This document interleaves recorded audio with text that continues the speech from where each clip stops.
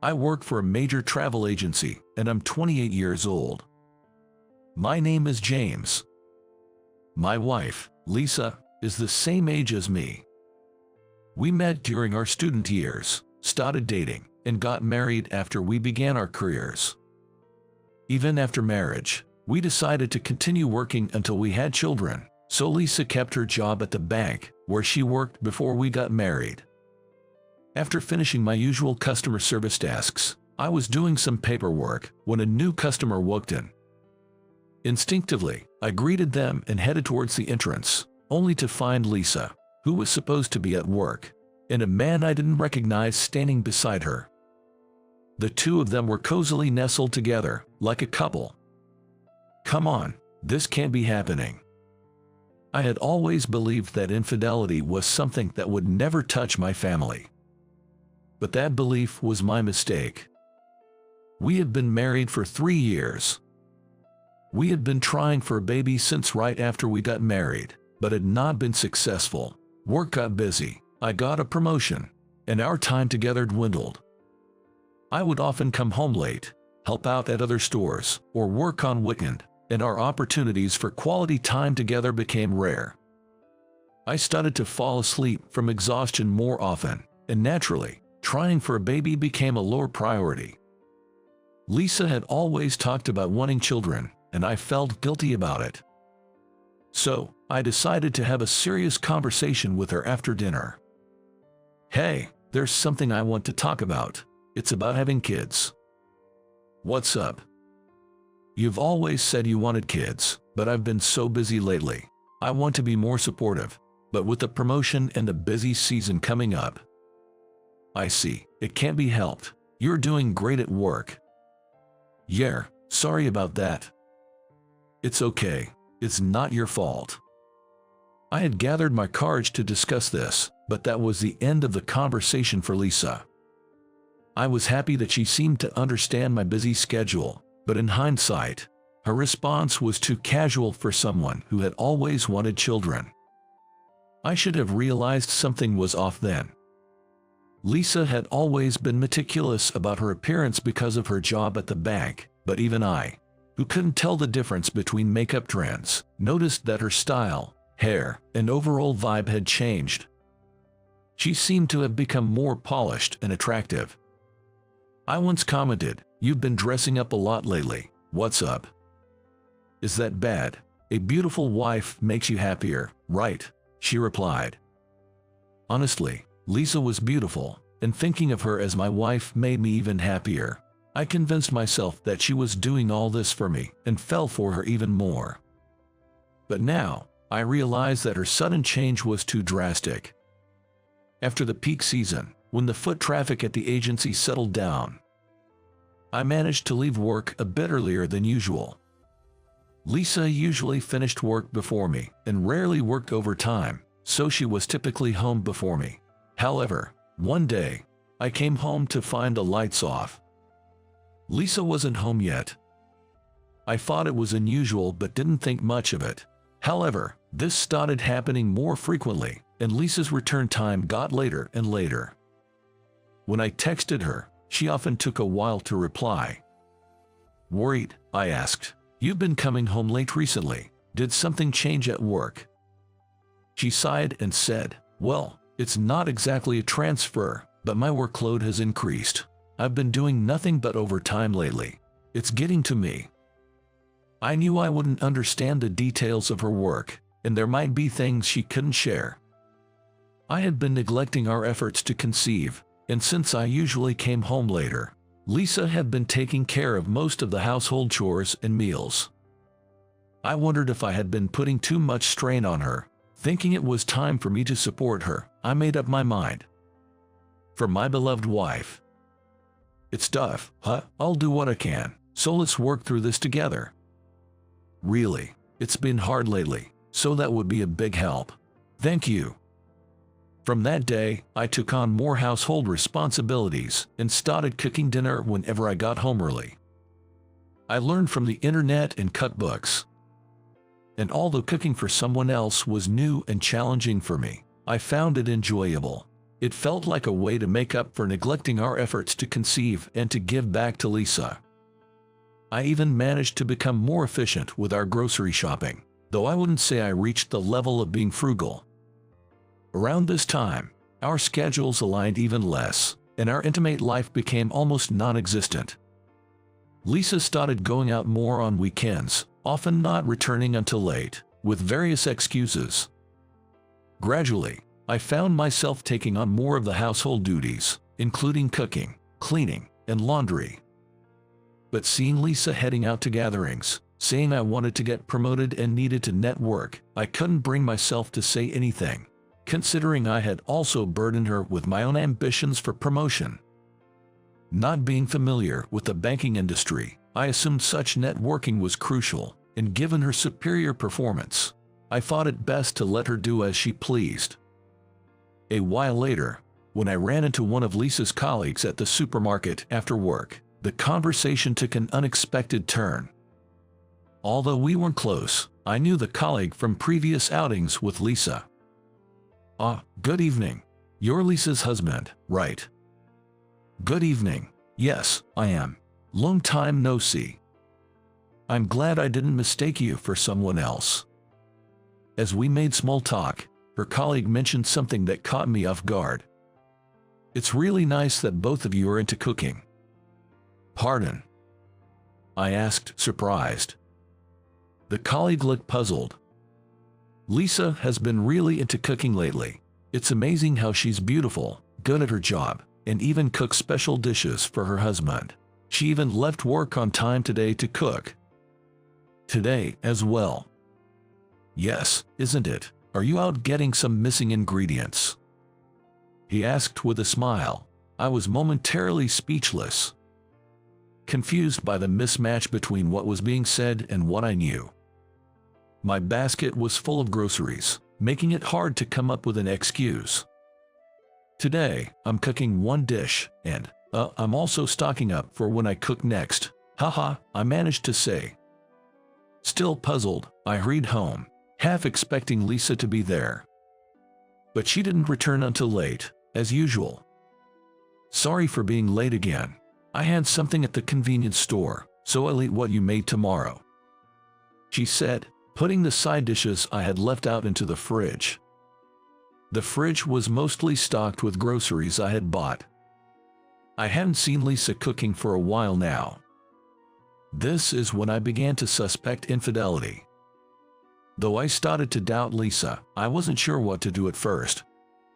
Wanting concrete evidence, I eventually decided to hire a detective to investigate her for possible infidelity, setting the investigation period for 1 month. Unable to take time off work and with our dates becoming a rarity, I spared no expense, hoping for a clear resolution. While I had a detective working on the case outside, I decided to do some investigating of my own at home, albeit with a sense of guilt. I wondered what I'd do if I found photos or something incriminating, but no new discoveries came to light. I searched in places where things might be hidden, even reaching into the back of the dresser, but found nothing. Maybe it's just my misunderstanding, and she's really just busy with work. While meticulously searching everywhere, I found something unfamiliar at the bottom of the bedroom trash can. It was a strip of pills. I didn't recognize the shape of the strip, but upon searching the name of the medication written on it, I discovered it was a contraceptive pill.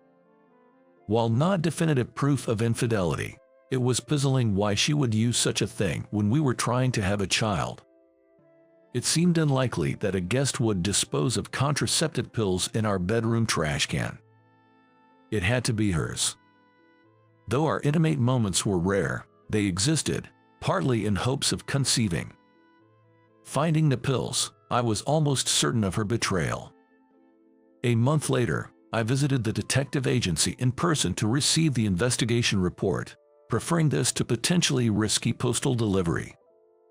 The findings confirmed my suspicions. The investigator provided a detailed chronological explanation.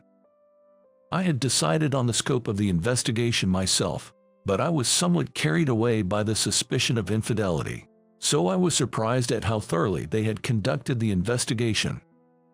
It seemed the other party was a senior colleague from her workplace, but I was astounded by how they hadn't noticed being followed, having their conversations recorded, and being clearly photographed.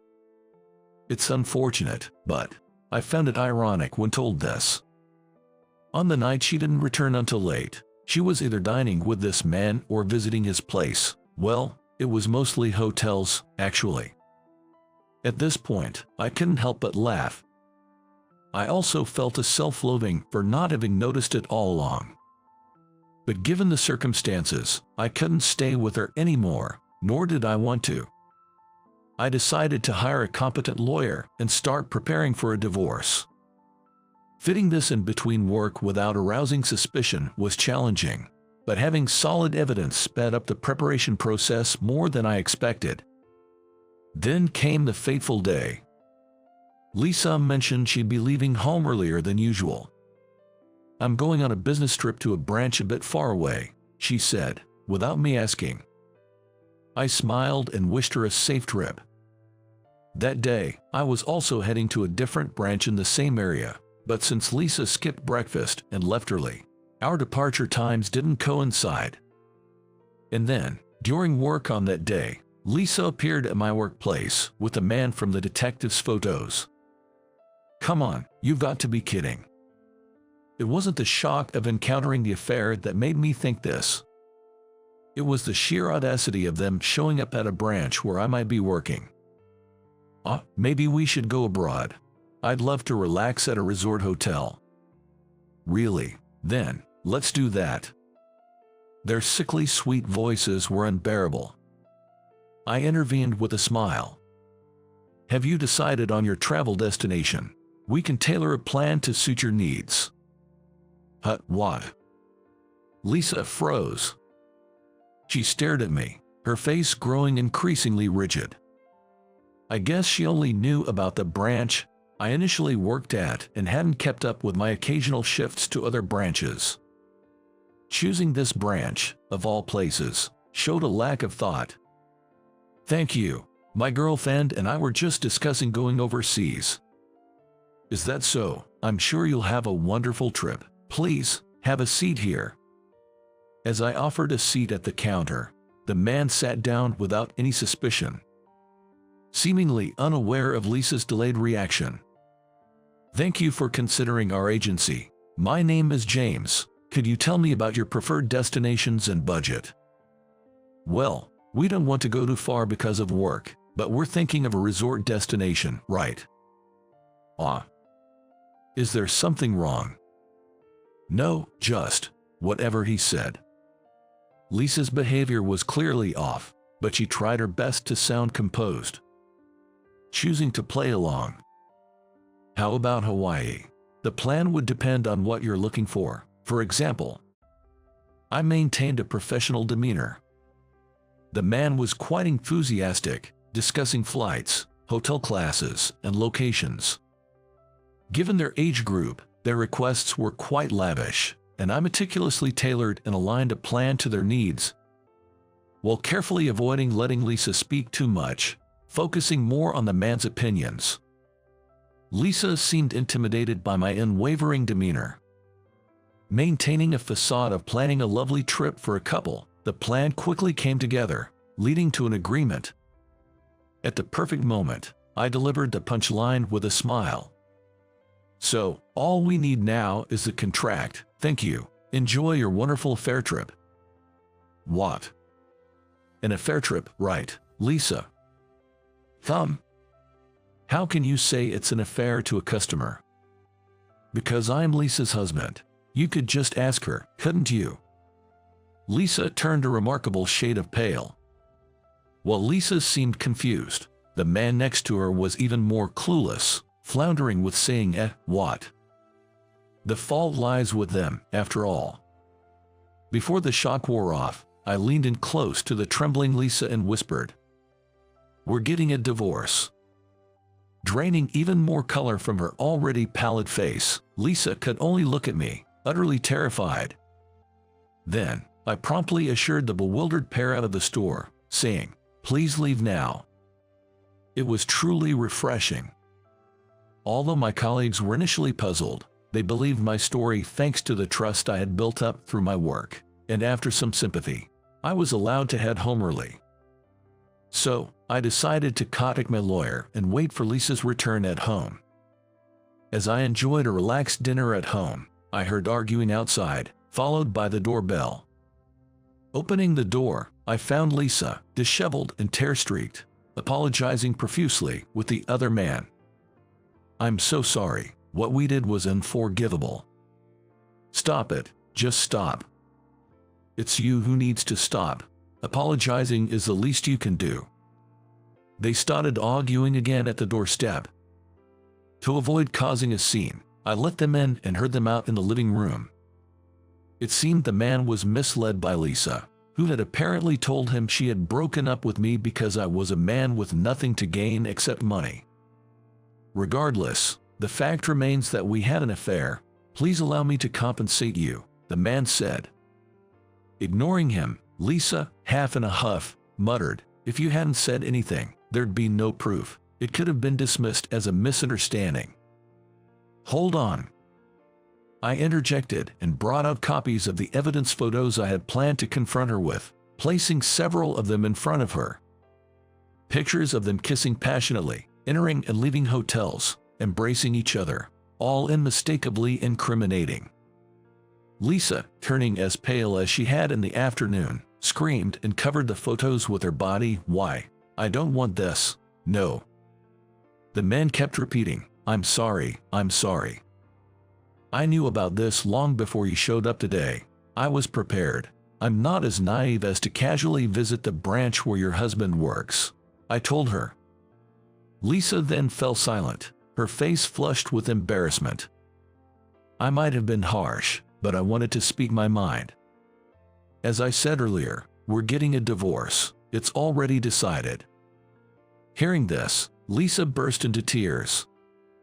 I had never seen her so emotional, and I felt nothing but disdain for someone who cries and screams over being caught in wrongdoing. Afterward, I sent Lisa away with only the essentials and switched to communicating through the lawyer. The divorce was finalized swiftly. Lisa seemed to have planned to be with the man, but he, being decent despite the affair, rejected her. She even ludicrously inquired through the lawyer, "If we don't get divorced, do I not have to pay alimony?" The lawyer explained to her that wasn't the case. And she seemed to understand, not being particularly unintelligent. I decided to believe the man's word since he appeared sincere. And so the divorce proceedings were complete. Regarding what happened next, Lisa apparently lost her job due to the scandal, as trust is crucial in her field. She hadn't confided in her parents, who were proud of her banking career, and was now deceiving them. I hadn't shared the details with my former in-laws. I felt bad for them, but have grown so averse to anything related to Lisa that I glossed over the truth. I slightly pity any man who might get entangled with her in the future, especially since rumors suggest she's now in debt from her lavish spending on fashion, dining, and travel. I've made sure our mutual acquaintances are aware, reducing her potential support network. I hadn't found a new relationship yet, but thanks to Lisa's neglect of household duties, I've become quite adept at managing chores and am enjoying my single life. I'm even considering a solo trip. I'm now living a contented and happy life without any hardships.